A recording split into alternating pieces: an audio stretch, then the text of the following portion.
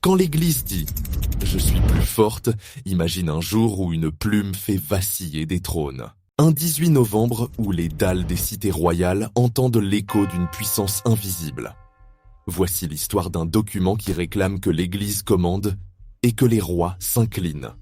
C'était le 18 novembre 1302, en pleine Europe médiévale, le pape Boniface VIII signe la bulle Unam Sanctam, une proclamation audacieuse qui marque un basculement majeur dans les rapports entre pouvoir spirituel et pouvoir temporel.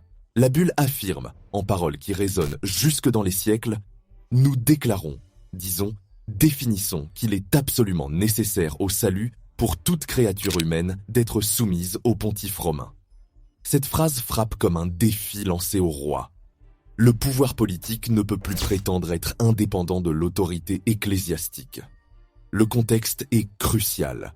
Le roi Philippe IV le Bel de France, pressé par ses guerres et la fiscalité, cherche à imposer l'impôt aux clercs et à limiter l'ingérence papale dans les affaires du royaume.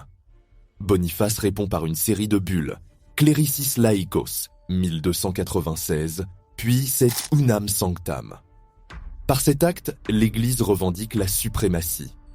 Deux glaives existent, l'un porté par le prêtre, l'autre par le soldat. Le pouvoir temporel exerce le second, mais toujours sous la coupe du premier. La réaction est immédiate. Le roi français prépare la riposte.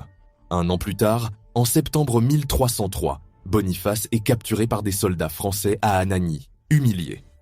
L'empire des papes vacille. Pourtant, la bulle restera comme un sommet de la pensée théocratique. Au-delà de l'affrontement franco-papal, l'impact de l'Unam Sanctam dépasse l'époque. Elle jette les bases de la réflexion sur l'autorité, la souveraineté et la séparation des pouvoirs. Des philosophes, des réformateurs, des révolutionnaires s'y référeront dans les siècles suivants. La question au-delà du roi, qui commande, est posée. Ce 18 novembre n'est donc pas un événement mineur. C'est un moment où la plume d'un pape a redéfini la géopolitique européenne.